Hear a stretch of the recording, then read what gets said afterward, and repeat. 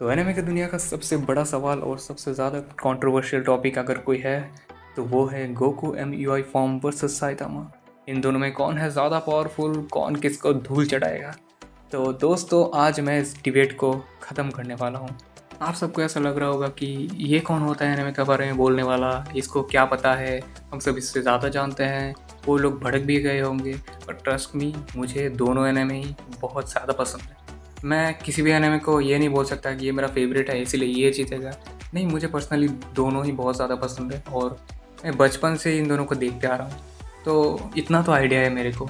इन दो कैरेक्टर्स की एबिलिटी के बारे में बातचीत उतना नहीं करूँगा, क्योंकि अगर आप इस वीडियो को क्लिक किए हो तो इसका मतलब आप सबको इसके बारे में बहुत ज़्यादा पता ही होगा और बस आंसर जानने के लिए इस वीडियो को क्लिक किए होगे। तो एबिलिटीज़ के बारे में बात नहीं करता हूँ, फिर भी थोड़ा बहुत बता देता हूँ कि साइतामा और गोकू का एबिलिटी क्या क्या है। एनिमे यूनिवर्स में ऐसा सबको लगता है कि दोनों के पास ही लिमिटलेस पावर है। एक्चुअली हाँ, दोनों के पास ही लिमिटलेस पावर है। जहाँ पर गोकू हर एक फाइट से हारता है, जीतता है और अपने आप को और भी ज़्यादा डेवलप कर लेता है। पिछली बार से कोई अगर फॉर्म अचीव करता है तो वो पिछली बार से भी ज़्यादा स्ट्रॉन्ग बन जाता है। तो वैसा ही हाल है साइतामा का। उसका कोई फॉर्म तो नहीं है, पर वो हर एक फाइट में अपना लेवल अप करता है। ऐसा नहीं कि जिन्बू की तरह लेवल अप करता है, नहीं, वो हर एक फाइट में अपने ओपोनेंट जितना भी पावरफुल होगा उससे बहुत ही ज़्यादा तेज़ी से ग्रो करने लगेगा। जैसे कि साइतामा वर्सेस गारो की फाइट में आप लोगों ने देखा ही है कि अभी तक एनिमेट तो नहीं हुआ, पर मांगा तो पड़ा ही होगा। अगर मांगा पड़ा है तो इतना तो पता ही होगा कि वो गारो से बहुत ही ज़्यादा तेज़ी से ग्रो कर रहा था। इतनी तेज़ी से कि एक टाइम पे आके गारो भी हैरान हो गया कि मैं इसके सामने टिक पाऊँ, इसका कोई चांस ही नहीं है।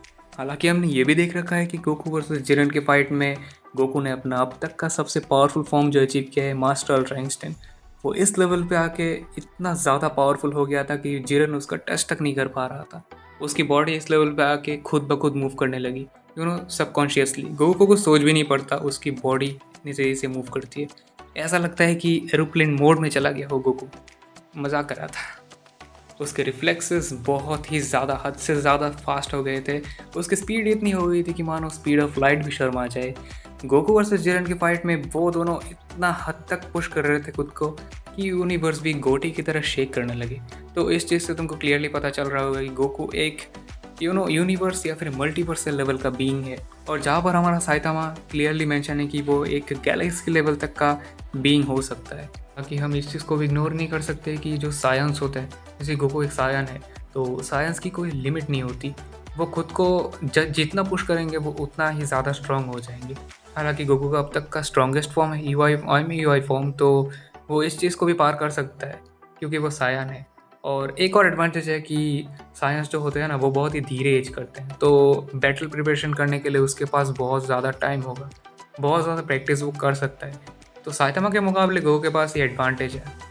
पर मैं अभी जिस चीज़ के बारे में बात करने वाला हूँ ना, इसको ध्यान से सुनना और इसी चीज़ के ऊपर डिबेट ख़त्म हो जाए। कोई भी यूट्यूबर तुमको ये सीधा सीधा बताएगा ही नहीं, मतलब बताएगा ही नहीं। वो सीरीज़ ला देगा गोकू वर्सेस साइतामा के ऊपर, पर ये चीज़ नहीं बताएगा। और इसी चीज़ के आगे भाई साइतामा और गोकू का डिबेट ही एंड हो जाता है।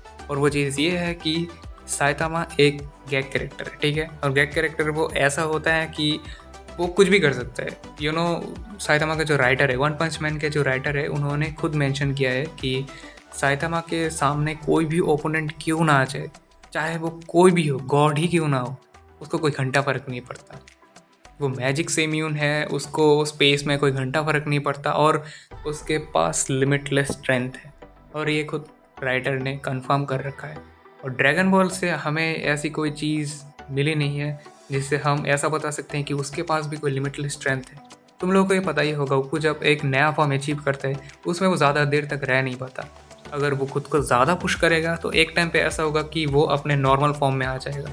तो उस टाइम पे साइतामा के लिए वो सबसे ज़्यादा बढ़िया चांस होगा वो डिबेट करने के लिए। और ये चीज़ आपको कोई भी यूट्यूबर बताएगा ही नहीं, सीरीज़ ला देगा भाई, ये पार्ट 1 पार्ट 2, नहीं, ये नहीं बताएगा। साइतामा भाई एक गैग कैरेक्टर है और गैग कैरेक्टर के सामने तुम भगवान को भी ला दो, वो उसको हरा ही देगा, क्योंकि उसका कोई लॉजिक नहीं है ना। और ये सब तो तुम्हें भी पता है कि साइतामा के ऊपर कोई भी फिजिक्स का रूल काम नहीं आता, कोई भी लॉ काम ही नहीं आता, तो डिबेट ही पर एंड हो जाता है। पर जो चीज़ बताऊंगा, ठीक है, हालांकि पावर्स और टेक्निकली हम बात करें तो साइतामा इस मैच को विन कर लेगा, कैसे भी करके कर लेगा। और रीज़न क्योंकि वो गैग कैरेक्टर है। पर एक चीज़, हालांकि अगर हम दिल से सोचें तो गोकू इस मैच को इजीली विन कर लेगा। और मैं ऐसा क्यों बोल रहा हूँ, क्योंकि मैंने देखा है भाई, गोकू ने अब तक बहुत स्ट्रगल किया है, बहुत ही ज़्यादा।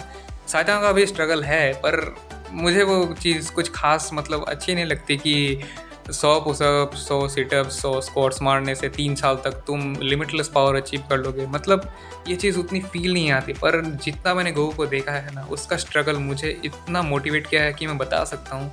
मैं दिल से सोचता हूँ कि गोकू जीत जाएगा, पर एक टाइम पे आके हम इस चीज़ को मान नहीं सकते ना, क्योंकि हम बैटल कर रहे हैं और किसी भी एक कैरेक्टर की तरफ हम जा नहीं सकते।